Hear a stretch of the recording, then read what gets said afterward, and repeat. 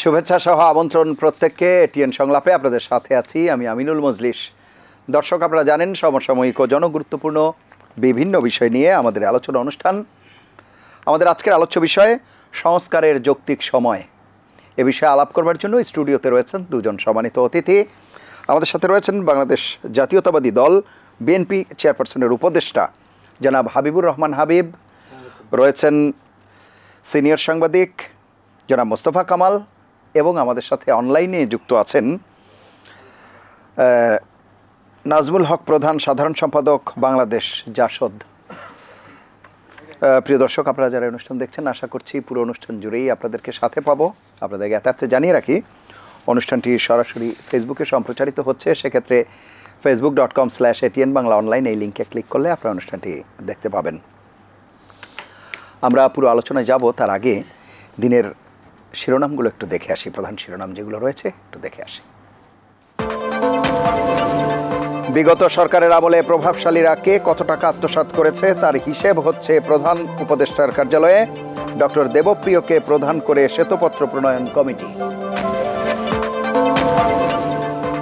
বৈষম্য বিরোধী ছাত্র আন্দোলনে 1000-এর বেশি নিহত, অন্ধ হয়েছে 400।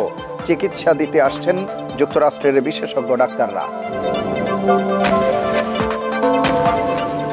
জামায়াত শিবিরের রাজনীতি নিষিদ্ধের আদেশ বাতিল, ধর্ম ও দলীয় ভিত্তিতে দেশকে বিভক্ত না করার আহ্বান দলীয় আমিরের। লুটপাট বা দখলে জড়িত নয় বিএনপি, ঢালাও মামলা না করে আইন শৃঙ্খলা বাহিনীকে যাচাই বাছাই করার অনুরোধ মির্জা ফখরুলের।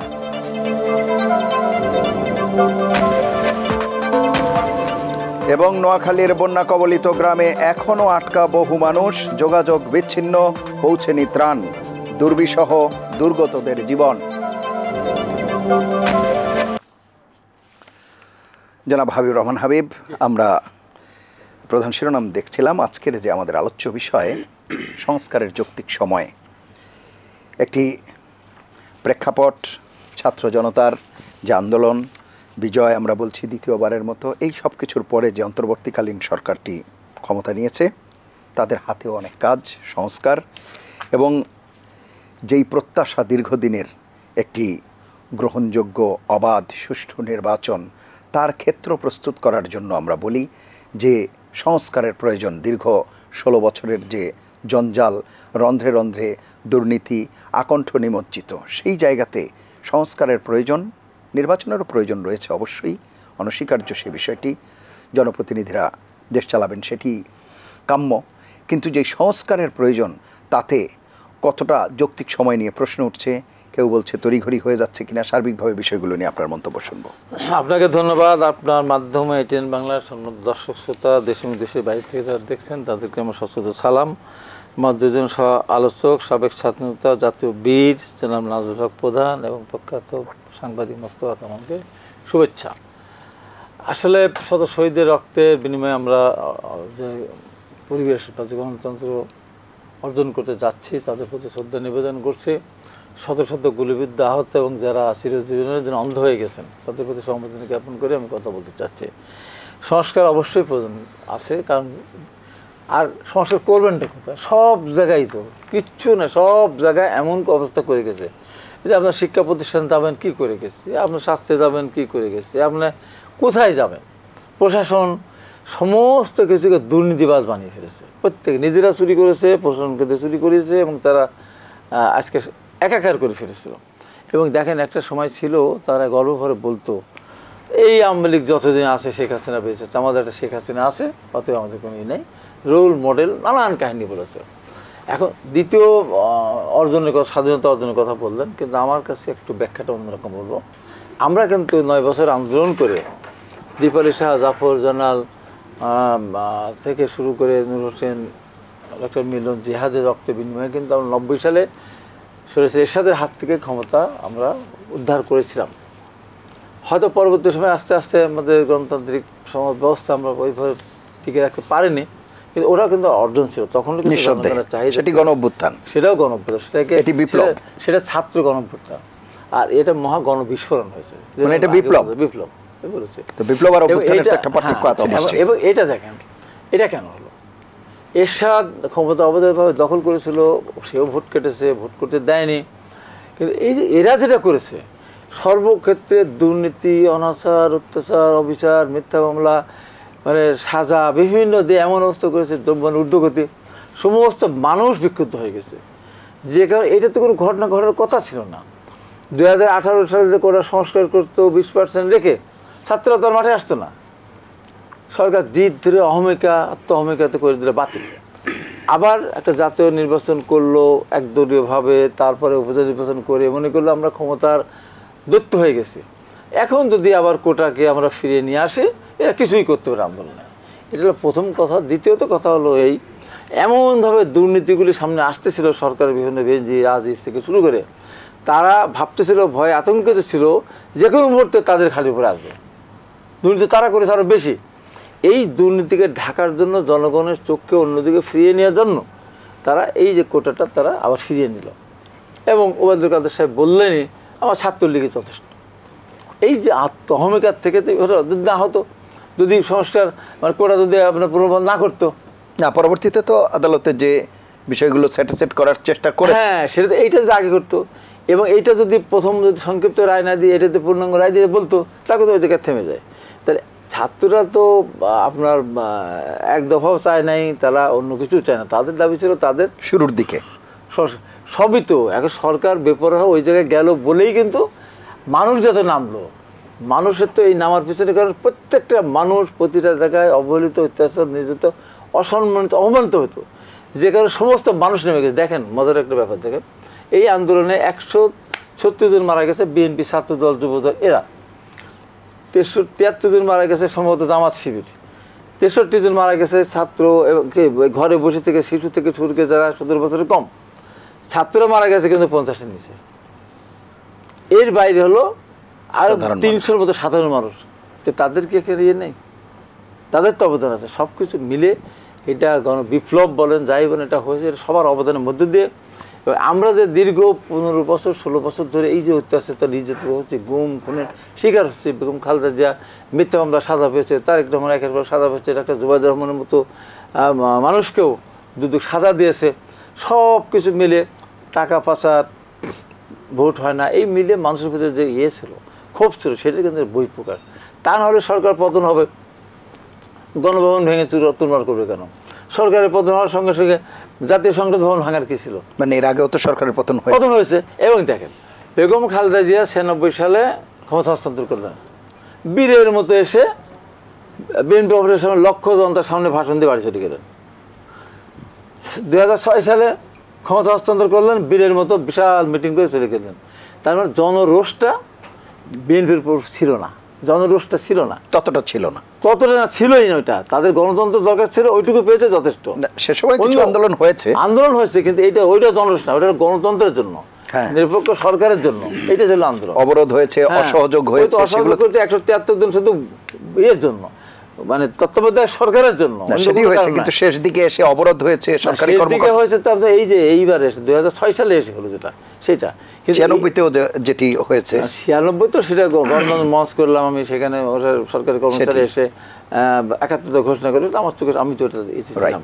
কিন্তু ওর মাধ্যমে এই যে গণরোষ, যেটা এই যে প্রতিটা ক্ষেত্রে প্রতিটা সেক্টরের মানুষ যে অসম্মানিত, অপমানিত এবং নির্দয়ভাবে বাজারে গেলে তারা বিনা বাজার করতে পারে না, চলে আসে, সব মিলে এই জিনিসটা হয়েছে। এখন এটাকে যদি সামনের দিকে আমরা এগিয়ে নিতে পারি, কি সংস্কার দরকার আছে। যেমন ধরেন শিক্ষা প্রতিষ্ঠানগুলো যেভাবে হয়েছে দীর্ঘদিন ধরে, মেডিকেলের প্রশ্ন থেকে শুরু করে এসএসসি, এইচএসসি, জিএসটি, প্রত্যেকটা ক্ষেত্রে হয়েছে, এমন কোনো জায়গা নেই প্রশ্ন ফাঁস। এই যে অবস্থা হয়েছে চাকরি, এবং দেখেন যারা ভিসি নিয়োগ করেছে সারা বাংলাদেশে বিশ্ববিদ্যালয়, সরকারি বেসরকারি একেবারে, এটা আমরা ঢাকা বিশ্ববিদ্যালয়ের ভিসি নির্বাচিত হলো একদিন আগের বারে। তোর নাম কি ছিল? আখতারুজ্জামান। আমরা বলতাম, আমি কিন্তু আখতারুজ্জামান বলতাম, আমি হলো আফজালের বন্ধু, আফজালের বন্ধু বলতাম। এইভাবে আফজালের বন্ধুদের সারা বাংলাদেশে বেসরকারি সরকারি বিশ্ববিদ্যালয় ভিসি নিয়োগ করলো। এখন এই আফজালের বন্ধুদের এখান থেকে সরাতে হবে। সব আফজাল অলরেডি তো ওনারা পদত্যাগ করেছেন, নিজেরা আক্রোশের ভয়ে তো তারা গেছে, এবং বেসরকারিতে এখনো আছে। এই সবগুলো করতে হবে, এই সংস্কার। এবং এবং দেখেন এখানে শুনতে পাচ্ছি কত হাজার শিক্ষক যেন ভুয়া সার্টিফিকেট দিয়ে শিক্ষক যারা হয়তো কোয়ালিফিকেশন নাই, বিশ্ববিদ্যালয় না সেটি স্কুলে বা কলেজ হয়েছে না, সবই তো ওরই অঙ্গ বিশেষ। এবং দেখেন তার চেয়ে বড় ব্যাপার হলো যেটা দেশ জাতি কোনোদিন মাফ করবে না। আমার তো মানে এইটা নিয়ে আমার এত কথা বলতে ইচ্ছা করে যে ভুয়া প্রায় 50,000 মতো ভুয়া মুক্তিযোদ্ধা সৃষ্টি করেছে। এই ভুয়া মুক্তিযোদ্ধা সৃষ্টি করার অপরাধে এই সরকারের হাজার হাজার মানুষ রোজ কেমন পর্যন্ত সাজা দিলেও সাজা শেষ হবে না। একটা দেশের স্বাধীনতা যুদ্ধ একবারই হয়, সেখানে ভুয়া মুক্তিযোদ্ধা তারা সচিব পর্যন্ত হয়েছে, এখন 20,000 টাকা তারা ভাতা পাচ্ছে, কোটি কোটি টাকা সেখানে চলে যাচ্ছে, তাদের ছেলেমেয়ে 3জন 4জন নাতিপুতির পর্যন্ত। এটা একটা মানে কি একটা বলবো। তো এই জন্য এমন জায়গাতে আপনি কোথায় যাবেন বলেন, পুলিশে যাবেন, সেনাবাহিনীতে যাবেন, বিজেপিতে যাবেন, মানে কীভাবে আপনি সাজিয়েছিল দেখেন। বিজেপি বলে আন্দোলন দমিয়ে ছাড়বো, আরে বাবা তোমার কাছে তো বর্ডারে, তোমার এখানে কেন, এখানে তোমার কি? আমি তো ওই সময় বলেছি, কিন্তু ভিডিও ছেড়ে ছেড়ে বলেছি। সেনাবাহিনীকে নাম হলো, তো সেনাবাহিনীকে একটা কথা বলতে হবে, পেশাদারিত্ব তার দেখিয়েছে। আমি যখন প্রথম সেনাবাহিনী নাম যখন ট্যাঙ্ক নিয়ে আমি চ্যালেঞ্জ করেছিলাম, একটা ট্যাঙ্কের গোড়া ছুরি দেখেন তো, চ্যালেঞ্জ করছে, ছুরি নেই তারা। তারপর 2-3 দিন পর বললাম এই সরকারকে টিকে রাখার জন্য সরকারের দল অঙ্গ সংগঠন পরাজিত হয়েছে, পুলিশ পরাজিত হয়েছে, সোয়াত পরাজিত হয়েছে, বিজিবি পরাজিত হয়েছে, র্যাব পরাজিত হয়েছে, স্পেশাল ফোর্স পরাজিত হয়েছে। আমরা আমাদের সেনাবাহিনীকে পরাজিত করতে চাই না, তারা আমাদের সর্বশেষ স্থল। তাই বলবো যে আপনারা ট্যাঙ্ক নিয়ে ভিতরে চলেন, আর না হলে অন্তত গুলাটা শোনেন না। সেনাবাহিনী এই জায়গায় তার সঠিক দায়িত্বটা পালন করেছে। এই জন্য সেনাপ্রধান থেকে শুরু, সেনাপ্রধানকে আমি আন্তরিকভাবে ধন্যবাদ দিতে চাই। যেমন আমরা 90 সালে নুরুদ্দিনকে দিয়েছিলাম, নুরুদ্দিন এরশাদ যখন বলেছিলেন নো, এখানে বলে আপন ফত হয় ভগ্নপতি, কিন্তু পেশাদার উনি দেখেছে। এই জন্য বাংলাদেশের আগামী দিনে উনি স্মরণীয় হয়ে থাকবেন। নুরুদ্দিন যখন আছেন, আমি 2 দিন আগে বলেছিলাম আপনাকে নুরুদ্দিন হতে হবে, সেনাবাহিনীর প্রধানকে উদ্দেশ্য করে বলেছিলাম। সঠিক কাজটা সঠিক সময় করে। অনেক ধন্যবাদ। আমি আবারও আসবো আপনার কাছে, এটা শুনে আসি। আমাদের সাথে জনাব নাজমুল হক প্রধান রয়েছেন। নাজমুল হক প্রধান, শুনতে পাচ্ছেন আপনি? আমি শুনতে পাচ্ছি। জি, আমরা যে বিষয়টি আলোচনা, জি আপনাকে শুনতে পাচ্ছি, যে বিষয়টি আলোচনা করছিলাম সংস্কার এবং যৌক্তিক সময়, সংস্কার সম্পর্কে, সংস্কারের প্রসঙ্গেই যদি আপনি আলোচনা শুরু করেন, কোন কোন ক্ষেত্রে সংস্কার, কিভাবে সংস্কার দরকার, কোন কোন বিষয়ে, সেই বিষয়টি দিয়ে যদি আলোচনা।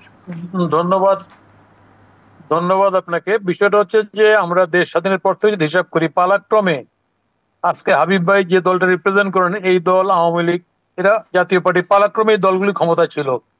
দুর্ভাগ্যের বিষয় হচ্ছে যে আমাদের যে আইন কানুন যেগুলি পাকিস্তান আমলে ছিল, সামগ্রিক দৃষ্টিভঙ্গি যা ছিল শাসকের, একই দৃষ্টিভঙ্গি দেশ স্বাধীনের পরে সরকারগুলির শাসন কার্য পরিচালনা করছে, যার কারণে খুব বেশি পার্থক্য হেরফের হয় নাই। হ্যাঁ, এটা ঠিক, বিগত এই সরকার অনেক সময় ধরে ক্ষমতা জোর করে ক্ষমতা থাকা, ভোটটাকে নষ্ট করা এবং দিনের ভোট রাতে করা, অনেক অকাম করছে, গুম করছে, খুন করছে, কিন্তু শাসন কার্যের মৌলিক কোনো তফাৎ বিগত সরকারগুলির মধ্যে নেই। যার কারণে সংস্কারটা সমস্ত জনগণের দাবি। শুধু ভোটটা গণতন্ত্রের একটা অংশ বটে, কিন্তু শুধু ভোটটাই গণতন্ত্রকে নির্ধারণ করা যায় না। সে কারণে আজকে জনতার পক্ষ থেকে দাবি উঠছে রাষ্ট্রটার মেরামত দরকার, সংস্কার দরকার। এমন এই সংস্কারটা কোন কোন ক্ষেত্রে আপনারা জানেন, ইতিমধ্যে সরকারের পক্ষ থেকে আমি দেখতেছি আর্থিক প্রতিষ্ঠান, ব্যাংক খাতে সংস্কারের প্রয়োজনীয় পদক্ষেপ, উদ্যোগ গ্রহণ করা হয়েছে, প্রপারলি ঠিক যৌক্তিকভাবে গ্রহণ করা হয়েছে। নির্বাচন কখন হবে, নির্বাচনী কাঠামো আমাদের আমাদের কি বলে যে নির্বাচন কমিশন থেকে শুরু করে আইন কানুন পরিবর্তন কিভাবে হবে বা কিভাবে জনগণের উপযোগী নির্বাচন কমিশন হবে, নিয়োগ হবে, কিভাবে হবে, এই সামগ্রিক বিষয়ে রাজনৈতিক দলগুলির সঙ্গে আলোচনা প্রয়োজনীয় বর্তমান সরকারের। আমরা দেখতে পাচ্ছি বর্তমান সরকার সংস্কারের কথা বলছে ঠিকই, পদক্ষেপ হয়তো নিচ্ছে, কিন্তু সামগ্রিকভাবে আন্দোলনকারী শক্তি সমূহের সঙ্গে সরকারের যেটা সংলাপ, নিরন্তর ডায়ালগ যে দরকার, সেটা করছে না। যার কারণে রাজনৈতিক শক্তিগুলির ক্ষেত্রে একটু সন্দেহপ্রবণ হচ্ছে যে সরকার আসলে কি চায়, কি করবে। আমি এই জায়গাটায় সরকারকে তার দৃষ্টিভঙ্গিটা পরিষ্কার করতে বলবো এবং রাজনৈতিক আন্দোলনকারী শক্তিসমূহের সঙ্গে নিরন্তর সংলাপের মধ্য দিয়ে আমাদের গণতন্ত্রটাকে ঠিক সঠিক ট্র্যাকে বা সঠিক রাস্তা আনার জন্য আমার ধারণা প্রয়োজনীয় পদক্ষেপগুলো নিতে হবে। এখানটায় শুধুমাত্র ভোট, 3 মাস 6 মাসে ভোট দিলেই সামগ্রিক ব্যবস্থার পরিবর্তন হবে না। আমরা জানি, আমরা দেখেছি এই এই যে দলগুলি বাংলাদেশে আছে, এই দলগুলি পালাক্রমে ক্ষমতায় ছিল, হয়তো ভবিষ্যতেও থাকবে। এই কারণে আমি বলি সংস্কারটা খুব প্রয়োজনীয়। আমরা দেখতে পাচ্ছি বিশ্ববিদ্যালয়গুলিতে শিক্ষক পদত্যাগ বা ভিসি পদত্যাগ বা নিয়োগের ক্ষেত্রে যে নিয়মটা নেওয়া হয়েছে, সেক্ষেত্রে কিন্তু আমাদের অর্ডিন্যান্স যেটা আছে, তড়িঘড়ি না করে আমাদের 73 অর্ডিন্যান্স আছে, আমাদের সামগ্রিক বিষয়গুলিকে কিন্তু ধারণ করেই কিন্তু পদক্ষেপ নেওয়া উচিত। এখানে তড়িঘড়ির কোনো বিষয় নাই। আমরা জানি, আমরা দেখতে পাচ্ছি এখানটায় বৈষম্য বিরোধী ছাত্র আন্দোলন, তারা যে আন্দোলনটা করেছে তাদেরও দাবি আছে এখানটায় সংস্কার করার জন্য। তাহলে সেই ক্ষেত্রে আমি বর্তমান সরকারকে আমি আবারও বলবো, অবশ্যই আমাদের সংস্কার দরকার। যদি এরকম হয় যে সংস্কার দ্রুতই সম্পন্ন হয়ে গেছে এবং নির্বাচনের মতো উপযুক্ত পরিবেশ দেশে তৈরি হয়ে গেছে, তাহলে তাহলে নির্বাচন হতে কোনো অসুবিধা নেই এবং করাই যায়। আমরা দেখতে পাচ্ছি বর্তমান সময়ে কিছু নাশকতা কাজ হচ্ছে, কিছু নৈরাজ্যপূর্ণ কাজ হচ্ছে। বর্তমান সরকারের প্রথম এবং প্রধান দায়িত্ব হচ্ছে আইন শৃঙ্খলা এটাকে ঠিক করা, বাহিনীকে ঠিক করা এবং প্রয়োজনীয় পদক্ষেপগুলো নেওয়া, যাতে জনগণের যানবাহনের নিরাপদ থাকে। কোনো দোষী ব্যক্তির শাস্তি অবশ্যই হবে, কিন্তু সামগ্রিকভাবে আমরা দেখতে পাচ্ছি ফ্যাক্টরি, কলকারখানায় কোথাও কোথাও আগুন হচ্ছে, কোথাও বাড়িতে আগুন হচ্ছে। এগুলি এখনই দ্রুত পদক্ষেপ নিয়ে বন্ধ করা উচিত। সরকার এক্ষেত্রে আমার ধারণা, আমরা দেখতে পাচ্ছি পুলিশকে নতুন শৃঙ্খলা আনার চেষ্টা করছে। আরো যে বাহিনীগুলি আছে, র্যাব থেকে শুরু করে, যেগুলি আগে নির্যাতনের যে বাহিনীগুলি যেগুলি ছিল, এই বাহিনীগুলিকে জনসম্মুখে যাতে সেই নির্যাতনের পথে না যায়, সেটাও একটা সংস্কারের মধ্যে নিয়ে আসা উচিত বলে মনে করি। আপনারা জানেন জনগণ ইতিমধ্যে ওই যে আয়না ঘর, তারপরে ওই যে গোপন ডিবি টর্চার সেল, এই সামগ্রিক বিষয়গুলিকে জনগণ এই আন্দোলনের মধ্য দিয়ে সরকারের যেমন মুখ উন্মোচন করতে এই জিনিসগুলিকে জনসম্মুখে নিয়ে আসছে। আমরা সেগুলির পুনরাবৃত্তি আর চাই না। বিভিন্ন লোক গ্রেপ্তার হচ্ছে, আমরা দেখতে পাচ্ছি আগের মতোই, সরকারের মতোই হাজার হাজার লোককে মামলা দিচ্ছে। এটাও ঠিক না। যার যে মামলা হওয়া উচিত তাকে সেই যৌক্তিক মামলাটুকুই দেওয়া উচিত। সরকার এক্ষেত্রে পুরনো সরকারের মতো একই হাতের এপিটোপিট করে কাজ যদি করতে চায়, তাহলে আমার ধারণা এই আন্দোলনের সামগ্রিক লক্ষ্য ব্যাহত হয়ে যাবে। যেমন করে আমাদের 71 সালে মুক্তিযুদ্ধের সামগ্রিক লক্ষ্য দেশ স্বাধীন করে সরকার ব্যাহত করেছিল। আমরা 90 সালেও আমরা বিরাট আন্দোলন করেছি, হাবিব সাহেব আছে এখানটায়, আমরা বড় আন্দোলন করে সরকারের পতন ঘটেছিল এরশাদ সাহেবের। কিন্তু আমরা দেখেছি যে সরকার ক্ষমতায় এসেছে, সেই সরকার ওই পুরাতন, শুধু নামের পরিবর্তন হয়েছে কিন্তু কাজের কোনো পরিবর্তন হয়নি। আমরা এবার সত্যি সত্যি বাংলাদেশে দুইটা সুযোগ নষ্ট করেছি। আমরা একটা হচ্ছে 71 সালের পরে সুযোগ এবং 90-এর পরে সুযোগ। আমরা এই সুযোগটাকে হাতছাড়া করতে চাই না। সেই কারণে আমরা সময় নিতে চাই এবং সংস্কারটাকে যৌক্তিক পর্যায়ে নিয়ে যেতে চাই। এই বলে আমি শেষ করছি। আমার ব্যাটারিও শেষ, ফলে আমি আর আপনাদের সামনে বেশি কথা বলতে পারবো না। আপনাদের সবাইকে ধন্যবাদ, আমি বিদায় নিচ্ছি। জি, অসংখ্য ধন্যবাদ। ধন্যবাদ। জি, জনাব মোস্তফা কামাল, ধন্যবাদ আপনাকে। তো আমি একটু স্মৃতিকাতর হয়ে পড়ছি ওই কারণে, যদি আপনি অভ্যুত্থান বলেন, আন্দোলন বলেন, 90-কে বাদ দিয়ে হয় না।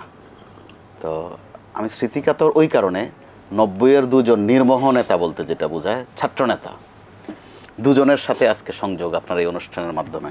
বিশেষ করে হাবিব ভাই নামের আগে কি আছে, পরে কি আছে, কোন সংগঠন, ওইটা প্রাসঙ্গিক ছিল না 90-তে। হাবিব বললে বোঝা যেত যে কোন হাবিব, প্রধান বললে বোঝা যেত যে কোন প্রধান।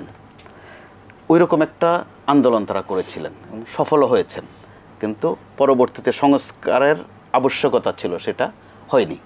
তো সেই আলোচনায় আমি না যাই। মানে 3 জোটের রূপরেখার কথা আপনি বলছেন। এবারের প্রেক্ষিতটা কিন্তু আরেকটু ভিন্ন। 90-তে পতন হয়েছিল যার নামের সাথে স্বৈরাচার না বললে নামটা কমপ্লিট হয় না, জেনারেল এরশাদের। তো তিনি কিন্তু পালাননি, দেশেই ছিলেন, কারাগারে গিয়েছেন। আবার তার সহকর্মীদের কয়েকজন অতি দ্রুত গ্রেপ্তার হয়েছেন, 2-1 হয়তো বা দেশ ছেড়ে পালিয়েছেন, তাও ছোট মাপের। তো উল্লেখ করবার মতো শাহ মোয়াজ্জেম হোসেন, যাদের প্রতি হাবিব বেরা খুব বিরক্ত ছিলেন, অথবা কাজী জাফর আহমেদ, অথবা ব্যারিস্টার মওদুদ, তারা কিন্তু প্রত্যেকে বাসা থেকে অথবা রাজপথ থেকেই গ্রেপ্তার হয়েছেন। 90-তে কিন্তু পালাননি অন্যরা কেউ। কোনো শিক্ষক পালিয়েছেন ওই রেকর্ড নাই, সেটা বাংলাদেশে এবার প্রথম। প্রধান বিচারপতি সহ তার আশপাশের যারা ছিলেন তারা পালানোর একটা রেকর্ড করেছেন এবার, সেটা সম্ভবত বাংলাদেশ সহ আশপাশে ওই রেকর্ডটা নেই। তো তাদেরকে কেউ আক্রমণ করেছে অথবা তাদের পিছু নিয়েছে কেউ, ওই রেকর্ডও কিন্তু ছিল না এবার। তারা পালালেন। আবার তারা কারা?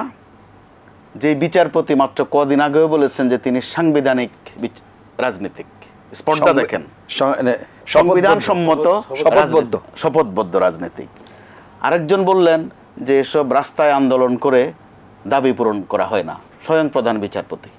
আবার তিনি নিজে আবার এই বিষয়ে কথা বললেন, অর্থাৎ তিনি নিজেই সাংঘর্ষিক। তো আবার তারা কোন দিকে পালালেন এটা কিন্তু কেউ টের পাননি। পালিয়েছেন এতটুকু সত্য, কোথায় পালালেন, অথবা সাবেক আইনমন্ত্রীর মতো লুঙ্গি পরে পালিয়েছেন না অন্য কিছু পরে পালিয়েছেন এতটুকু কনফার্ম। আবার পালাতে গিয়ে এবার যে আরেকটা অভিজ্ঞতা আমাদের, পার্শ্ববর্তী দেশে পালাতে গেছেন, ওখানেও তাদের জন্য অনিরাপদ। কেউ ধরা পড়ছেন, কেউ লাশ হয়ে যাচ্ছেন। তার ঠিক ইমিডিয়েট আগে, মাস কয়েক আগে, আরেকজন ওখানে টুকরা টুকরা করে লাশ হয়ে গেছেন। আসলে হয়েছে কিনা টুকরা টুকরা তাও জানি না। আইনের পুলিশের ভাষ্য কতগুলো টুকরা করেছে, কিভাবে কিমা করেছে, কিভাবে হলদি মেখেছে, এগুলো পুলিশের ভাষ্য। তো যেই পুলিশ কর্মকর্তা এই বিবরণগুলো দিতেন তিনি নিজেও এবার পালিয়েছেন।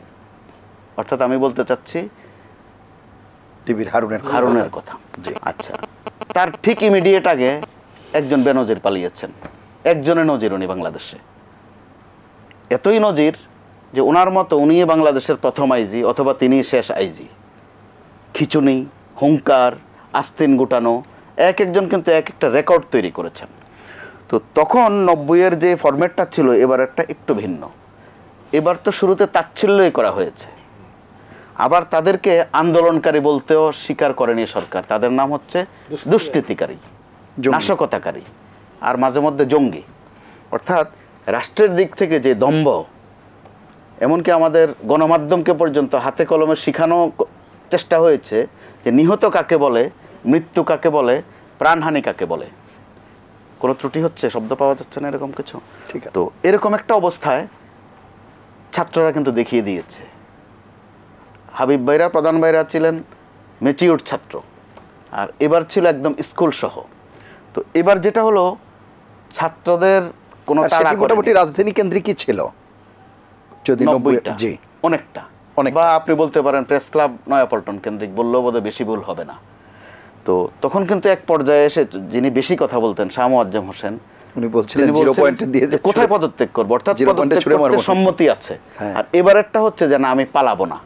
তো আওয়ামী লীগ যারা করেন, ওনাকে ভালো করে চেনেন, তারা সিগন্যাল পেয়ে গেলেন যে তিনি বোধহয় পালাচ্ছেন। তারা কিন্তু আগে আগে পালিয়ে গেলেন। তিনি বলছেন পালাবো না, আমি পালানোর লোক ছিল। হ্যাঁ, যারা খুব বুঝদার আছে, একটু চালাক চতুর আছে, তারা বুঝে গেছেন যে আমাদের পালানোর সময় হয়ে গেছে, নিজ দায়িত্বে পালানো লাগবে।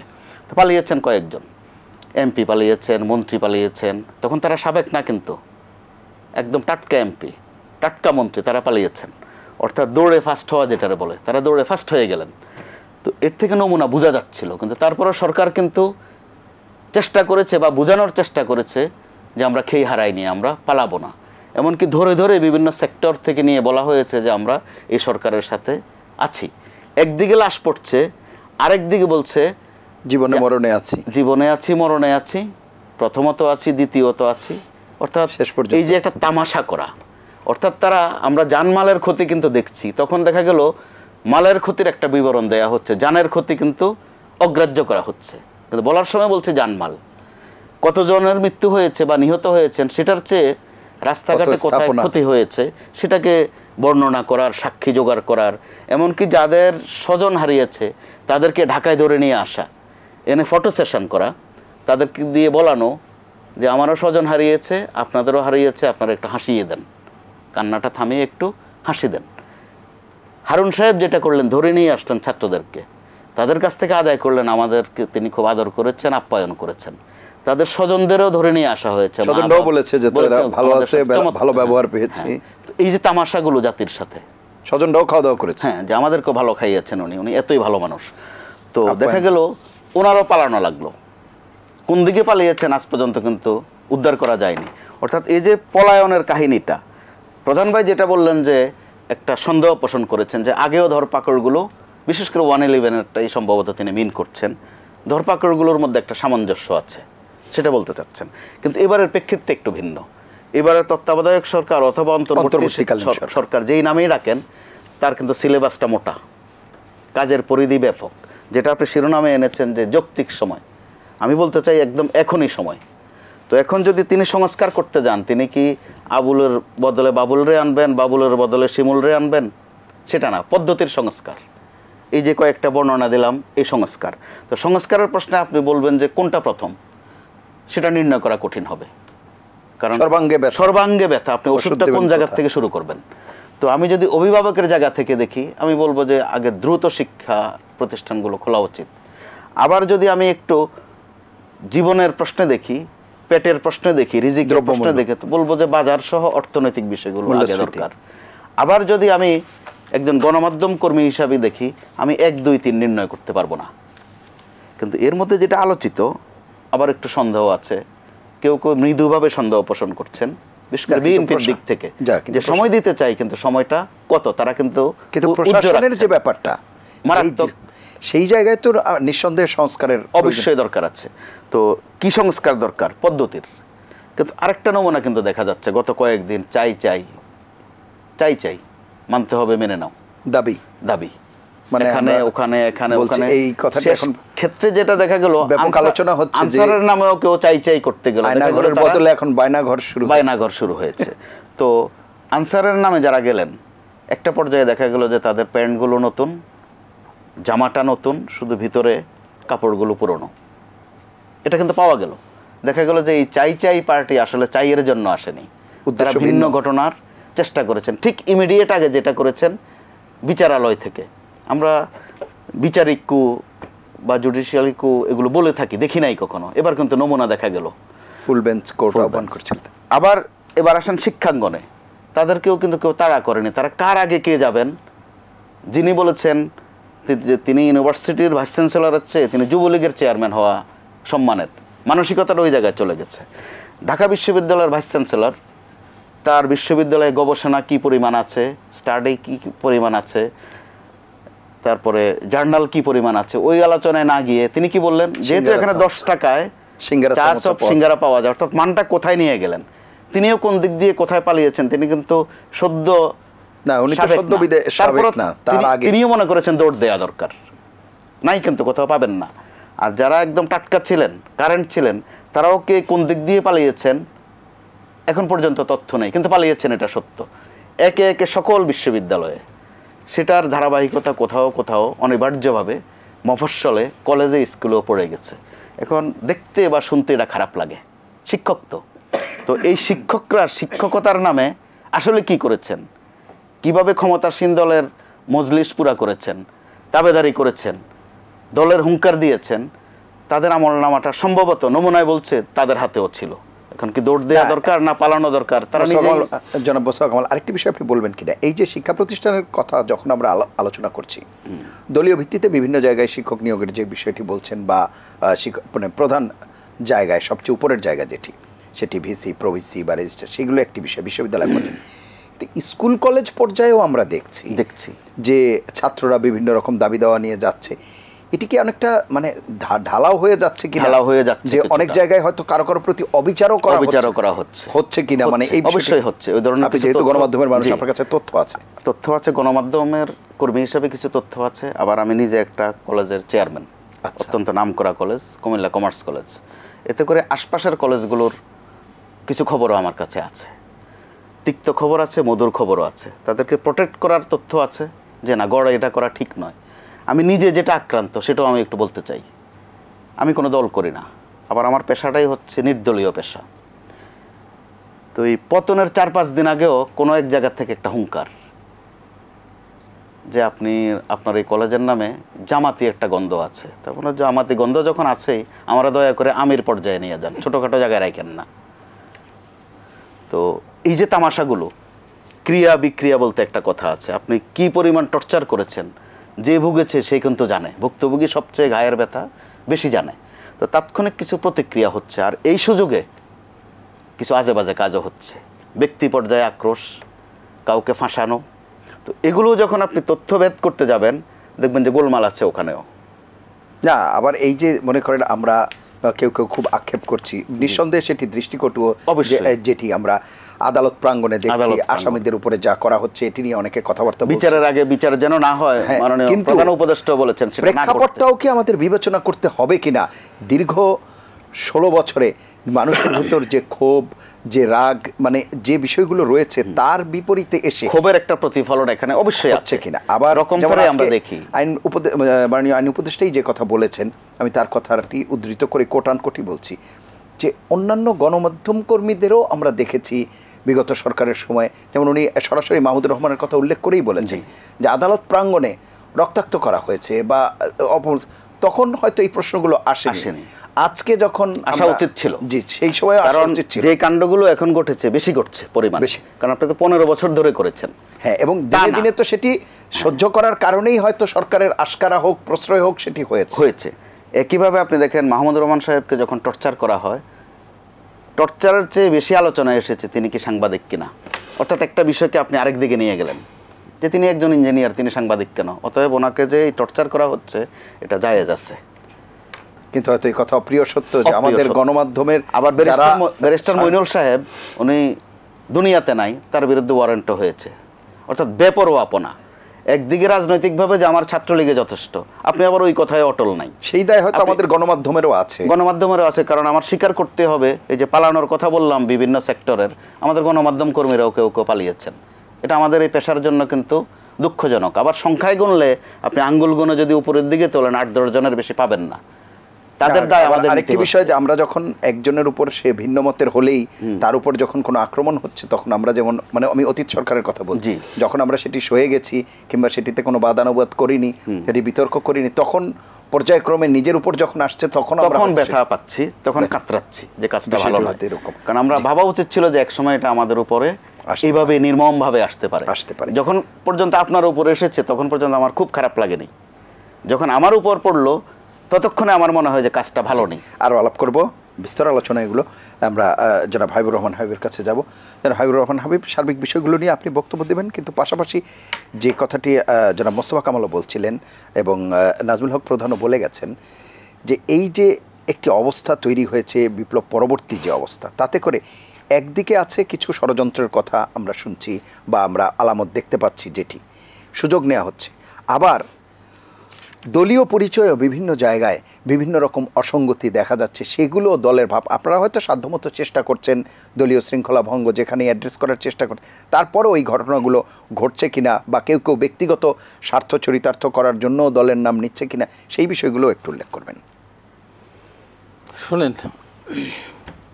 এই 15.5 বছরে বেশি দূর যাবেন না, আমি এই দেশের গণতান্ত্রিক আন্দোলনে 69 থেকে জড়িত, মুক্তিযুদ্ধে গিয়েছি, আওয়ামী লীগের পক্ষে ভোট করেছি, ছাত্র আন্দোলনে নেতৃত্ব দিয়েছি।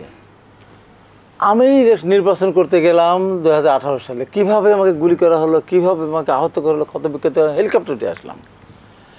আমার ওখানে 9 জনের ফাঁসি, 25 জনের যাবজ্জীবন, 10 জনের 10 বছর, 10 বছর, কালকে 13 বছর আজীবনগুলি জামিন পেয়েছে, 9 ফাঁসিগুলি এখন হয়নি, হয়তো হবে।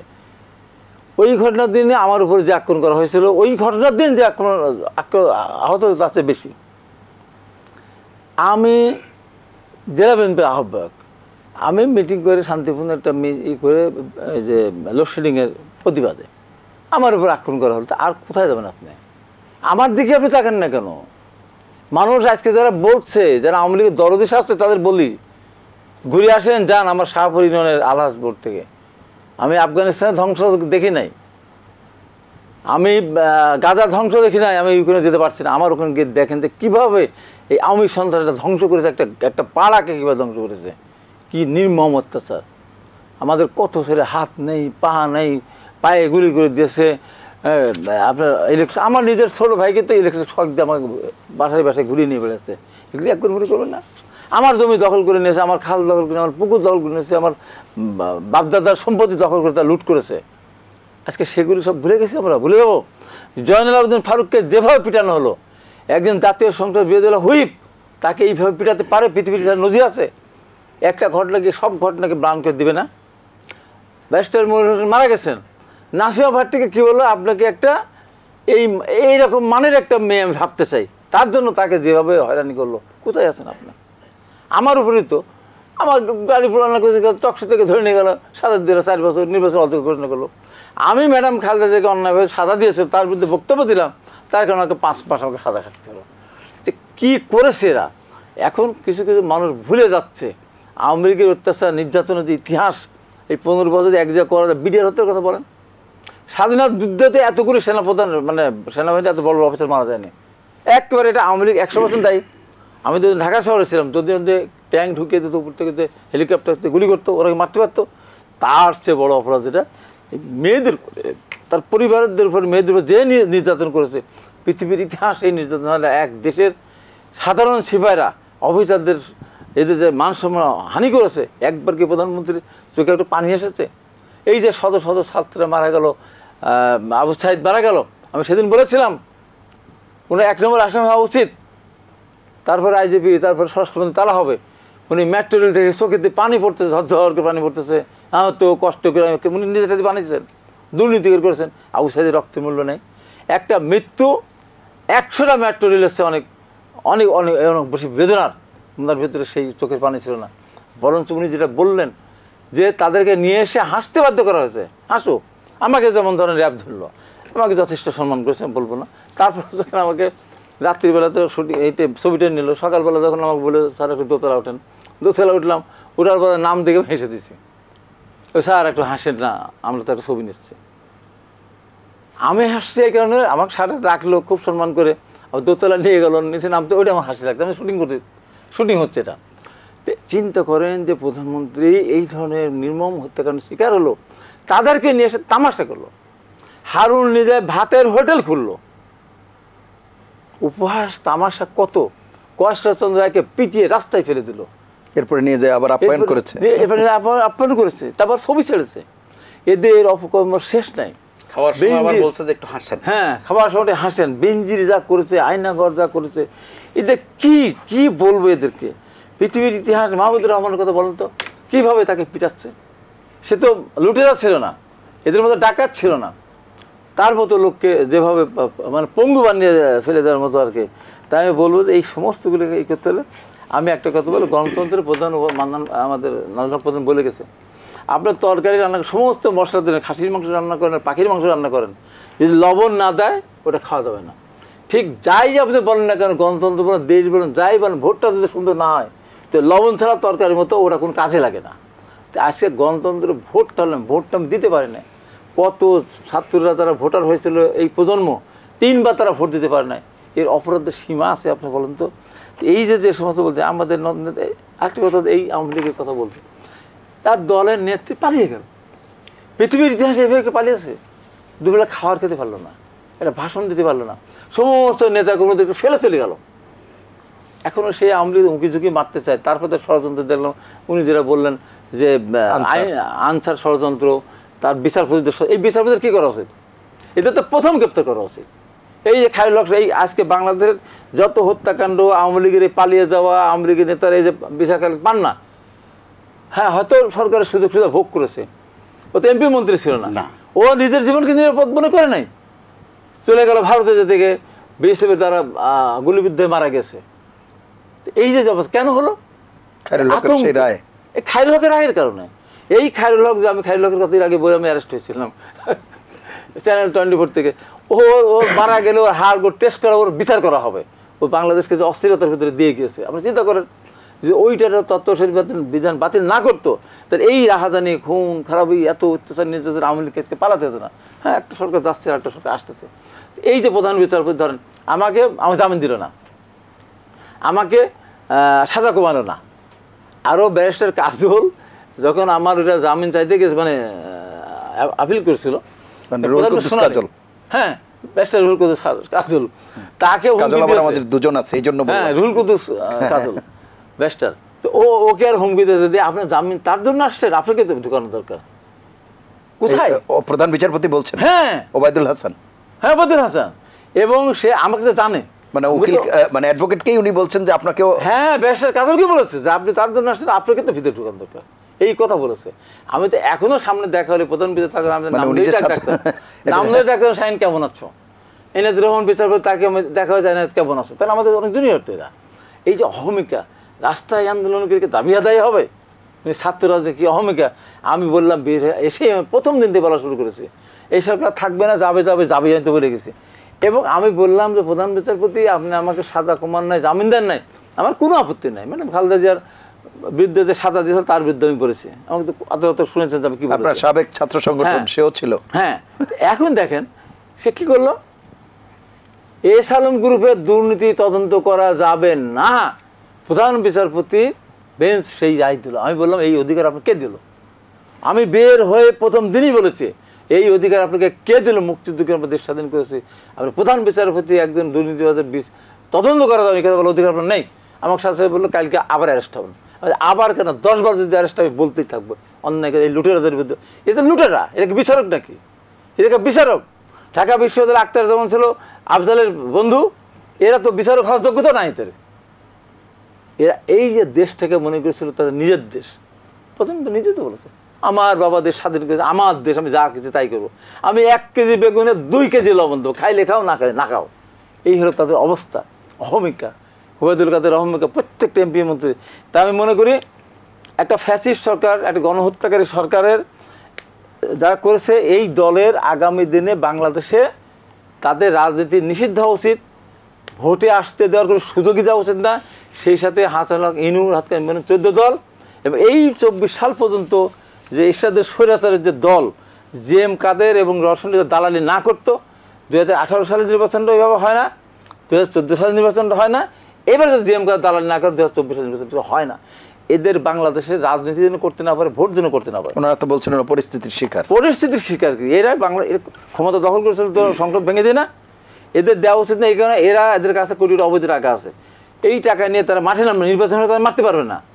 আমরা আমাদেরকে যখন মেরেছিল, আমাদের 50 জন প্রার্থী আমরা আহত হয়েছে, ফখরুল আলমগীর সহ, গয়েশ্বরদার সহ, আমাদের 22-23 জন প্রার্থী, আমাদের খায়রুল খোকন মিলন সহ তারা গ্রেপ্তার হয়েছিল, নির্বাচন করতে পারেনি। নির্বাচন মাসে আসলে পরে এখন তো দলীয় সরকার না, আর বিএনপি সরকার তো নির্বাচন কোনোদিন করেই নেই। বিএনপির হলে একটা নির্বাচন হয়েছে, সেটা হলো 79 সালের নির্বাচন।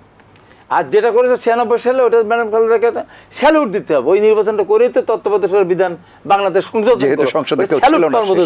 সেই নির্বাচনটা তারা বিতর্কিত করে। তাই আমি বলবো যে এখন নিরপেক্ষ সরকার আছে, নির্বাচনের সুযোগ দিলেই ওরা কোটি কোটি টাকা নিয়ে নেমে পড়বে, মানুষকে বিভ্রান্ত করবে। প্রশাসন তাদের এখনও লোক লুকিয়ে আছে, যে কারণে আমি মনে করি ছাত্র সমাজকে বলবো, আমি নাজমুল হক প্রধান বা আমার খায়রুল খোকন যে কোনো টিঙ্কু যে কোনো এখন উচ্চারণ আমরা করতাম যে আগামী নির্বাচনে জাতীয় পার্টি করতে পারবে না, কারণ জাতীয় সংসদ ভেঙে দিয়ে অবৈধ ক্ষমতা দল করেছে, হত্যাকারী খুনি, ওই দল নির্বাচন করতে পারবে না। এখন আমি ছাত্রদেরকে বলবো, তোমাদের রক্তের বিনিময়ে যে যে অর্জন করেছো, দাবি তোলো, আওয়াজ তোলো যে আওয়ামী লীগ এবং 14 দল তাদের সাথীরা সহযোগীরা আগামী দিনে নির্বাচন করতে পারবে না। বাংলাদেশে তাদের রাজনীতি, গণহত্যাকারী দল রাজনীতি করতে পারে না। হিটলারের দল পারে নাই, মুসলিম দল পারে নাই, পৃথিবীর কোনোদিন গণহত্যাকারী দল তারা সেটা তো আদালতে আগে প্রমাণ হতে হবে যে গণহত্যাকারী। আর কি প্রমাণ হবে? না, সেটা তো আমরা পাবলিক পারসেপশন একদম প্রমাণ করবে, আইনের বিষয় তো আরেক জিনিস। আইনের কি বিষয়? এরশাদ যে ক্ষমতা দখল করেছিল অবৈধ, এটাকে প্রমাণ করার ব্যাপার ছিল। এরা যে গণহত্যা করেছে, এটা প্রমাণ করার দরকার আছে। বিডিআর হত্যা হয়েছে, এটা প্রক্রিয়া যাচ্ছে, আমি সেই কথা বলছি। আছে প্রমাণ দরকার আছে। এই যে ব্যাংক লুট করেছে, আমি তো দেখলাম যে একজন দরবেশ বলতো সবাইকে, আমি বলতে চাইতাম না খুব একটা, ছিল দরবেশ, হঠাৎ করে দিল হয়ে গেল গণেশ। চিন্তা করেন আপনি, আরে শালা দাড়ি রাখছে, বলছে দাড়ি রাখা সুন্নত, জীবন বাঁচানো ফরজ বলে, চলে গেল গণেশ সেজে বসতে হলো। আরে র্যাব আমাকে ধরলো, আমি বললাম ভাই দাঁড়ান আমি কাপড় চোপড়ে আসি। এটা দেখা যায় স্যার এই কোথাকার কোন এই পর্দা কোন জায়গা থেকে, এই ভিডিও কোথায় থেকে করেছেন, এই লাইভ কোথায় করেছেন, এত দরকার আছে? আমাকে পেশে চলে যায়। আর এই গণেশেরা মন্ত্রী ছিল, এই যে টিকা মারলো করোনার সময়, কত কিছু করে, আর যেগুলো কত লাফালাফি করতো, কি হয় লুঙ্গি বলে চুপ করে বসে আছে, মনে হচ্ছে সারা কোন ঘাটের কুলি, তাই মনে হচ্ছে না? অপকর্ম করলে এরকমই হয়। তাই আমি মনে করি সংস্কারের দরকার আছে। আগামী দিনে যারাই রাষ্ট্রীয় ক্ষমতায় যাবে, এইটা যেন তারা অনুসরণ করে, এই কাজ করা যাবে না। আর বিএনপির বিরুদ্ধে শেষ করে, বিএনপির বিরুদ্ধে অনেক অপপ্রচার, না শেষ করবেন না, আরো আছে সময় আছে। না আমি এটুকুই বলছি, অপপ্রচার চলতেছে, সবটার সাথে বিএনপি জড়িত তা না। সবাই যে বিএনপির অনেক তৃতীয় পক্ষ চতুর্থ পক্ষে 16 ডিভিশন যখন হয়েছিল, এরকম কিন্তু হয়েছে। তারপরে বলবো আমাদের নেতা জনাব তারেক রহমান ম্যাডাম এবং ফখরুল রহমান বলেছে পরিষ্কার, যে দুষ্কৃতিকারী আমাদের দলের ভিতর থেকে যেই হোক না কেন, যদি দলের সিদ্ধান্ত না মেনে অন্যায় কিছু করে, হ্যাঁ তার জমি দখল হয়েছে ভালো কথা, আমি পরে করবো, আইনের মধ্যে দিয়ে করবো। আমরা বিচার আইন আমরা হাতে তুলে নেবো না, এটা আমাদের দলের ভারপ্রাপ্ত ছিলেন তারেক রহমান নির্দেশ। আমার এলাকায় আমি হাট বাজার ফ্রি করে দিয়েছি, অনেকগুলো হাট ফ্রি করে দিয়েছিল, এখন আস্তে আস্তে করতেছে। ওরা লুটেরা, ওরা হাট দেখেছে, লুটের টাকাতে হাট দেখেছে, ওদের অধিকার নেই খাওয়ার। যে অনিয়মীরা করেছে, প্রত্যেকটা মানুষকেরা চোর বানিয়েছে, প্রত্যেকটা মানুষকে, সেই সরকারি প্রশাসন যেই হোক না করো। এই যে বিশ্ববিদ্যালয়ের শিক্ষক নিয়োগ হয়েছে, আরে বিশ্ববিদ্যালয়ে চাকরি করতে লাগলে চাকরিতে নাকি এখন টাকা দিয়ে ঢুকতে হয়, ভাইস চ্যান্সেলার নাকি 50 লাখ টাকা 1 কোটি টাকা দিয়ে ভাইস চ্যান্সেলার হতে। এসব কোন দেশে বললাম, কোন জগতে আমরা গেলাম বলেন তো? এই যে সমস্ত সার্টিফিকেট বিহীন সব ডাক্তার, সার্টিফিকেট বিহীন সব শিক্ষক, এরা কী করবে বলেন তো আপনার? এই জন্য এগুলো সংস্কার করা দরকার। সংস্কার করে একটা যৌক্তিক সমার মধ্যে দিয়ে একটা নির্বাচন আপনি আসতেই হবে। জি, সেটা আমি আবারও আসবো আপনার কাছে, এটা শুনে আসি। জি, জনাব মোস্তফা কামাল, আপনি সার্বিকভাবে বিষয়গুলো বলবেন, কিন্তু জুডিশিয়ারির যে বিষয়টি বলা হচ্ছে বিভিন্ন সময়ে, কারণ আমরা তো সব সময় বলি রাষ্ট্রের একেবারে সব শেষ ভরসার স্থলেই তো বিচার বিভাগ, সেই জায়গাতে যে ঘটনাগুলো, এবং জনাব হাবিবুর রহমান হাবিব যেটি বলছিলেন যে বিচারপতি যখন একজন অ্যাডভোকেটকে বলেন যে যার জন্য এসেছো তা যে কারণে তোমাকে তো মানে এই যে অবস্থা, এই বিষয়টি কীভাবে মানে ব্যাখ্যা করে? সেটা সামগ্রিক অবস্থার একটি ছাপ মাত্র। হাবিব ভাই যেটা বললেন, আমরা যারা বলি স্বৈরাচারী এরশাদ, তিনি কখনো কিন্তু বিচারিক বিষয়ে হাত দেননি, ওই স্বৈরাচারও হাত দেননি।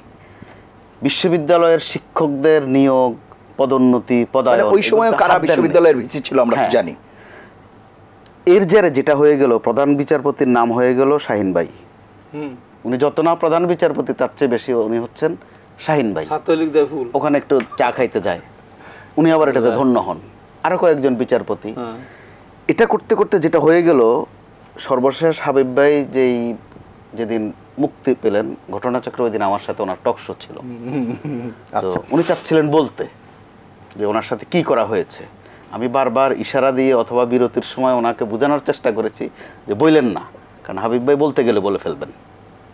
এটা হাবিব ভাইয়ের বৈশিষ্ট্য বা সৌন্দর্য, অথবা দোষ ধরতে পারেন যে নগদে উনি কথা বলেন, পরিষ্কার করে কথা বলা ফেলেন, কথা চাবান না হাবিব ভাই, কখনোই না। যেটা বলতে চান এটা পরিষ্কার করে ফেলেন। তো বেদনাটা তো হাবিব ভাইয়ের, কী যন্ত্রণা তিনি সইছেন। টক শো শেষ করে নিচে নেমেছেন, ধরে নিয়ে গেল। অভিযোগ কি সম্ভবত 14 গ্রাম সহ কোথাও কোথাও আপনি গাড়ি পড়িয়েছেন। তো এই যে তামাশাগুলো, শেষ পর্যন্ত তামাশাগুলো মৃত্যু নিয়েও চলে আসলো। আবু সাইদ যখন মারা গেল, যে ও তো শিবির, ও তো মরতেই পারে। যিনি এখন ভারতে গিয়ে ধরা পড়লেন, ক্লিন শেপ ছিলেন, তিনি দাঁড়িয়ে রেখেছেন। আবার যিনি দাড়িওয়ালা ছিলেন, তিনি সাফ করে ফেলেছেন। পরিণতিটা দেখেন। তো তিনি বললেন, একজন সাবেক বিচারপতি, ওনারা আবার সাবেক বিচারপতি বললে উনি খুব কষ্ট পাইতেন, যে বিচারপতি বলতে হবে, অত্যন্ত টাটকা বিচারপতি তিনি। আমার সাথে ওনার একটা টক শো হয়েছিল, আমি শুধু বলেছিলাম যে আপনি এখনো রায় দিচ্ছেন কিনা। বলে যে না, তাহলে তো আপনি সাবেক হয়ে যান। উনি বলে যে না, আমি কম বুঝি, তো আমি কমে বুঝার মধ্যে থেকেছি, কারণ ওনার সাথে কথা বাড়ানো বানাই নিশ্চয়ই আপনি দেখেছেন কয়েকদিন। হ্যাঁ, তো এর একটা পর্যায়ে দেখা গেল যখন আবু সাইদ মারা গেল, তিনি এই টক শোতে বলেছেন যে ছেলেটা ছিল শিবির, তার হাতে তিনি অস্ত্রও দেখেছেন। পরবর্তী পর্ব হচ্ছে যে পুলিশ গুলি করেছেন তাকেও দেখা গেল, বলে যে সেও শিবির ছিল। অর্থাৎ যে নিহত সেও শিবির, যে আর নিহত করেছে সেও শিবির। এই যে মস্করাগুলো, মানুষের বদ্দোয়া বলতো একটা কথা আছে, প্রকৃতিরও একটা জের আছে। আর সায়েন্সে আমরা বলি every action has a reaction. উনি আবার একটা তালিকা করেছিলেন আলেম ওলামাদের বোধহয়, যে এরা ঘোষণা দিতে মানে ওয়াজ মাহফিল করতে পারবে না, এরকম পারবে না। হ্যাঁ, উনি অনেক কাজ করেছেন, প্রচুর খেটেছেন। আবার গর্বের সাথে বলতেন তিনি ব্রিটিশ নাগরিক। তো তাতে বিচারপতি হওয়া যায় কিনা, থাকা যায় তো পরের প্রশ্ন, কিন্তু উনি হয়ে গেছেন। তো এগুলো করতে করতে গোটা জাতির সাথে একটা তামাশা কিন্তু তারা করেছেন। হাবিব ভাই একটু বলেছেন, প্রধান ভাই, বিগত সরকারের যারা মন্ত্রী ছিলেন অনেকেই, যেমন আমি যদি স্মৃতিশক্তি প্রতারণা না করে, জনাব তোফায়েল আহমেদ বোধহয় ওনাকে স্যাডিস্ট বলেছিলেন। আবার তখন যিনি স্পিকার ছিলেন আব্দুল হামিদ, তিনি প্রশ্ন করেছিলেন যে এই ধরনের লোক বিচারপতি হয় কি করে। পরবর্তীতে মাশাআল্লাহ তিনি আবার তাকে আপিল বিভাগে আসার সাইনটা তিনিই করেছেন। অর্থাৎ সাংঘর্ষিক অবস্থা, দুদিন আগে এক কথা, দুদিন পর আবার একই কথা। তো এই দ্বিচারিতার মধ্য দিয়ে তারা যে কাজটি করেছেন, নিজেদেরকে অপদস্থ করেছেন, গোটা জাতিকে অপদস্থ করেছেন। আর সংস্কারের প্রশ্নে একটা কথা বলতে হয়, সংস্কার আরোপ করে হয় না কখনো, নিজের ভিতর থেকে আসতে হয়, মতলব ঠিক রাখতে হয়। এবার সংস্কারের প্রশ্নে সবার আগে রেসপন্স করেছে সেনাবাহিনী। খেয়াল করে দেখেন, তাদের বিরুদ্ধে একটা বদনাম ছিল যে আয়নাঘর আছে তাদের, দ্রুত সেটা তারা স্বীকার করে নিয়েছে এবং ছেড়েও দিয়েছে। ইচ্ছে করলে কিন্তু সেনাবাহিনীর ওই সক্ষমতা ছিল যে এটা অস্বীকার করা, তারা সেটা স্বীকার করে পদক্ষেপ নিয়েছে এবং তার নেপথ্যে যারা ছিল তাদেরকেও, হ্যাঁ, 2-1 গ্রেপ্তারও করেছে। আবার দেখেন যেটার জের আমরা এখন দেখছি, এই যে বন্যা হচ্ছে, বিভিন্ন জায়গায় সেনাবাহিনী ত্রাণ দিচ্ছে, মানুষ খুব আনন্দের সাথে তাদের কাছ থেকে ত্রাণ নিচ্ছে, পুলিশকে কোথাও দেখা যায় না। অথবা পুলিশ ত্রাণ দিতে গেলে মানুষ মুখ ফিরিয়ে নেয় যে এই জিনিসের কাছ থেকে নেব না। এখন পুলিশ ভাবমূর্তির কারণে ভাবমূর্তির কারণে। তো এখন পুলিশের মধ্যে কেউ যদি সুন্দর করে কথা বলে, মানুষ ভাবে যে আরেকটা বেনজির কিনা, এত সুন্দর কথা বলে কেন, মানে এটি ফিরিয়ে আনতেও সময় লাগবে। তো একইভাবে পাশাপাশি আনসার এখন রাখা দরকার আছে কিনা ওই প্রশ্ন চলে গেছে কিন্তু, কারণ আনসাররা যে কাজটা করেছে, তো আনসারদেরকে কারা নামিয়েছে, কারা মদত দিয়েছে, এগুলো কিন্তু সামনে আসা উচিত। আবার যেটা আমাদের প্রধান ভাই বলার চেষ্টা করলেন মামলার বিষয়ে, তো মামলার বিষয়ে আমরা বলি হত্যা মামলা, কিন্তু ওখানে কিন্তু রকম ফের আছে। দণ্ডবিধির যে 34, ওখানে আপনি ক খ গ পড়তে গেলে দেখবেন যে হত্যা করে একজন, সমর্থন করে একজন, আড়াল করে একজন। আমরা কিন্তু এই সবগুলো কাজে এবার দেখেছি একদম সচক্ষে। পড়েছে যাত্রাবাড়ি লাশ, আমরা বলছি যে রাস্তা কত পরিষ্কার। লাশ পড়েছে রংপুরে, আমরা বলি দক্ষিণাঞ্চলের রাস্তাঘাট এখন আগের চেয়ে অনেক পরিষ্কার। আর পদ্মা সেতু তো আছেই। পড়েছে লাশ, আমরা দেখাই পদ্মা সেতু। এই তামাশাগুলো, এই চাতুরিগুলো, একটা বিষয়কে আড়াল করার কাজ আমরা করেছি। যখন হত্যাকাণ্ড হচ্ছে একের পর এক, তখন বলা হচ্ছে যে আমরা আপনার সাথে আছি। সাবজেক্ট কি, বলছে কি, তো এখন হয়তো বলানো হয়েছে। এগুলো অবশ্যই বিবেচনায় আসা উচিত। আর যারা এগুলো করেছে বা এখনও করার চেষ্টা করছেন, তারা কিন্তু অচেনা কেউ নন, বা বিদেশ থেকে আসা লোকও নয়, চাঁদের দেশ থেকে আসাও নয়, আমাদের চেনা জানা সবাই। আরেকটি ব্যাপার, সেই জায়গায় একটা সংস্কার কিন্তু যদি তাদের ভিতর থেকে আসে, সেটা হবে ফ্রুটফুল। আর যদি এমনটা হয়ে থাকে যে খালি লোগো আর বাজারটা খারাপ, পরিবর্তন হলো, তাহলেই তো আর সংস্কার হবে না। মানসিকতা পরিবর্তন দরকার, মানসিকতা পরিবর্তন দরকার, পদ্ধতি পরিবর্তন দরকার। আরেকটি বিষয় আপনি বলবেন কিনা খুব সংক্ষেপে, সেটি হচ্ছে এই যে আমরা সংস্কার বা রদবদলের কথা বলছি, বিশেষ করে প্রশাসনে, এটা তো খুবই গুরুত্বপূর্ণ একটি জায়গা। এবং প্রথম থেকেই আমরা দেখতে পাচ্ছি, শুরুর দিক থেকেই প্রশাসনে দীর্ঘদিন থেকে যারা ক্যাডার সার্ভিসে বঞ্চিত ছিল, হয়তো এরকম নজিরও আছে যে যার অতিরিক্ত সচিব হবার কথা বা একেবারে সচিব হবার কথা, এরকমও সিনিয়র সহকারী সচিব হয়ে আছে, এরকম অনেক আছে। এখন তাদের ক্ষেত্রে কিন্তু, মানে আমি একেবারে প্র্যাকটিক্যাল বলছি, সরজমিন যে আমার কাছে প্রমাণ আছে বা আছে, সেইটি বলছি। সেখানে দেখা গেছে তাকে দ্রুত এখন আনা হচ্ছে। এতদিন পর্যন্ত সময়ের ব্যবধানে তার হয়তো আর্থিকভাবে খুব একটা ক্ষতি হয়নি, মানে খুব একটা ক্ষতি হয়নি, কিন্তু পদ পদবীর ক্ষেত্রে এখন তাকে আনা হচ্ছে। এখন এই আনতে গিয়ে যেটি দেখা যাচ্ছে, মানে এখানে লক্ষণীয় বিষয় যেটি, সেটি হচ্ছে কাউকে হয়তো যৌক্তিকভাবেই ওএসডি করে রাখা হয়েছিল কোনো কারণে, কারো হয়তো নৈতিক স্খলনের কারণেই রাখা হয়েছিল, কারো, যেমন আমি একেবারে স্পেসিফিক জানি, দু একটি জায়গায় ইউএনও তাদের গাড়িতে মাদক পর্যন্ত পাওয়া গেছে, এমন হয়েছে যে কারণে তাদেরকে করা হয়েছে, শাস্তিমূলক ব্যবস্থা। এখন তারাও এই একই কাতারে চলে আসছে। এই বিষয়টি কিভাবে? খুবই লক্ষণীয় বিষয়টি। সচিবালয়ের দিকে যদি আপনি ঘোরাফেরা করেন একটু, গেইটে এসে ঘুরে কিছুক্ষণ, ভিতরের আলামত কি ওটা দেখে যে তার মতো এই আমল নামার লোক 2-4 জন পেয়ে গেছে কিনা, সেটা কিন্তু খুব বাজে লক্ষণ। সে সুনির্দিষ্ট করে বলি, এখন যারা প্রাপ্য বা যাদের হক, তাদের সাথে একটা মেলামেশা অথবা একটা সংযোগ, অথবা আরও খোলামেলা বললে তদবিরে যোগ সাজস, এটা কিন্তু খারাপ লক্ষণ। আমরা 90তেও কিন্তু সেটা দেখেছি। হাবিব ভাইদের এজেন্ডা ছিল এরশাদ সাহেবের মামলাও যেন কেউ না করে, কিন্তু দেখা গেল যিনি আইনমন্ত্রী ছিলেন সদ্য, যারে নৌকা পেয়ে গেছে, নৌকা পাওয়া গেছে যারা লুঙ্গি পরা অবস্থায়, আনিসুল হক, না তার বাবা আমিনুল হক, তার বাবা হচ্ছে সিরাজুল হক, সরি, ওই ভদ্রলোক আওয়ামী লীগ ছেড়ে খুব দ্রুত এরশাদ সাহেবের প্রেসিডিয়াম সদস্য এবং সিনিয়র প্রেসিডিয়াম সদস্য, রাতের মধ্যে তিনি চলে গেলেন এরশাদ সাহেবের মামলা পরিচালনা করতে। তো ওনারা আন্দোলন করেছেন, কথা বলেছেন, এটা নিয়ে খুব একটা সুবিধা করতে পারেন নাই যুক্তির কাছে, যে তিনি আইনের সেবক, তিনি তো আইনের সেবায় কারণে এটা যুক্তি দাঁড় করিয়ে দিলেন। এরপরে তাদের একটা কথা ছিল যে কালো তালিকা ওনারাও করেছিলেন। পরবর্তী আমরা যেটা দেখেছি গণমাধ্যম কর্মী হিসেবে, ওনাদের কালো তালিকা দিনে দিনে মাঝে মধ্যে এটা একটু বদলে যেত।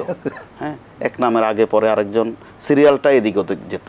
তো সেটা কিন্তু অভিযোগ থেকে তৎকালীন সর্বদলীয় ছাত্র ঐক্য মুক্তি পায় নাই, তাদের কারো কারো সংশ্লিষ্টতা ছিল, তারা ব্যক্তিগতভাবে এটা ছিলাম না। জি, তো তাদের মধ্যে জীবিত অনেকে এখনো আছেন।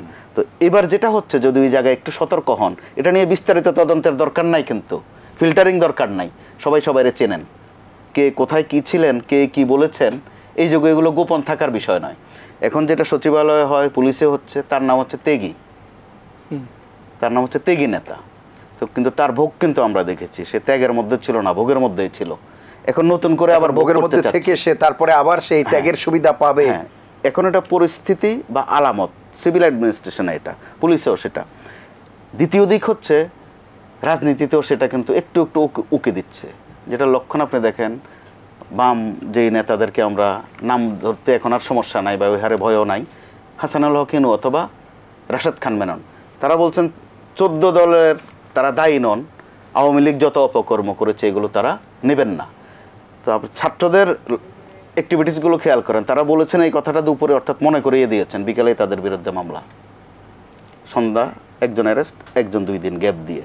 অর্থাৎ এদিকে চোখ কান খোলা রাখার দরকার আছে। তারা দায় নেবেন না কেন? নাম 14 দল, আওয়ামী লীগ সহ তো 14 দল, আওয়ামী লীগ বাদ দিলে তারা 13 দল। ইভেন আন্দোলনের সময় যে মিটিংগুলো করেছেন, যেই মিটিংয়ে জামায়াতকে নিষিদ্ধ করা হয়েছে, সেই মিটিংও তো তারা ছিলেন। এমনকি বুদ্ধি দিয়েছেন যে শুধু এই টুকটাক গুলি করছেন, এটা করলে হবে না, দেখা মাত্র গুলি। নির্বাচিত হয়েছে নৌকা নিয়ে, পরবর্তীতে দেখা গেছে যে না দেখেও গুলি করেছেন। তাদের বেদনা কোন জায়গায়? তারাও ত্যাগী মনে করেন নিজেরা। কেন? শেষ দিকে তারা মন্ত্রিত্ব পান নাই, তার আগ পর্যন্ত কিন্তু নিজেও মন্ত্রী হয়েছেন, এমপি হয়েছেন, সাথে আবার হুঙ্কারও দিয়েছেন, আটানার কথাও বলেছেন, আবার নিজের স্ত্রীকেও এমপি বানিয়ে নিয়েছেন। অর্থাৎ আপনি ছানা খাইলেন, সন্দেশ খাইলেন, একবার এটা পাইলেন না, তারাও নিজেদের কারণ আগের বারের তুলনায় শেষ করবো। জনাব হাবিবুর রহমান হাবিব, তো যৌক্তিক সময় তো দিতেই হবে সংস্কারের জন্য, সেই সময়টা নিয়ে কিন্তু একটা বিতর্ক চলছে। আপনারা কি মানে তর সইছে না? কেউ কেউ বলছে যে আপনারা খুব তাড়াহুড়া করছেন, বিষয়টি কি এরকম? না, সর ব্যাপার না, তো তর হবে না কেন? আমরা তো বলি নাই যে কালকে দিতে, আমাদের কথা হলো যে একটা রোড ম্যাপ দেওয়া। আচ্ছা, আমরা এই সংস্কারগুলি করতে চাই, এই সংস্কারগুলি করতে আমাদের এইটুকু সময় লাগবে, এরপরে আমরা একটা সুন্দর পরিবেশ তৈরি হবে, সেই পরিবেশের মধ্যে দিয়ে একটা নির্বাচন হবে। এটা তো আমরা চাইতেই পারে নিঃসন্দেহে। আন্দোলন তো এই কারণে। এবং সর্বশেষ আমি যে কথা, গণমাধ্যমে বিষয়গুলোকে খুব খোলাসা করা প্রয়োজন, কারণ এগুলো টুইস্ট হচ্ছে বিভিন্ন জায়গায়। আপনারা যেভাবে বলছেন, চলে যাচ্ছে কথা, আপনারা যেভাবে বলছেন, পাবলিক কিন্তু সেভাবে হয়তো নিচ্ছে না, বা গণমাধ্যমে আরেকটা জিনিস আসছে কিনা। আবার ভিন্ন রাজনৈতিক দল যারা আছে, তারা কিন্তু বিষয়গুলো আপনাদের মুখের কথা নিয়ে, অন্যান্য রাজনৈতিক দল যারা আছে তারা বলছে যেভাবে, তাতে করে মানুষের সফট কর্নারটা ওইদিকে চলে যায়, এবং আপনারা কি বোঝাতে চাচ্ছেন ওটি কিন্তু বিভ্রান্ত হয়ে যাচ্ছে, সেটি আপনাদের পরিষ্কার করা প্রয়োজন। দেখেন, এই আন্দোলনটা হয়েছে, ধরেন ছাত্ররা যদি কোটা, আরেকবার বলি, যে কোটা যদি বাতিল না করতে, তাহলে ছাত্রের সামনে আসতো না, পতন হতো না, হতো তো।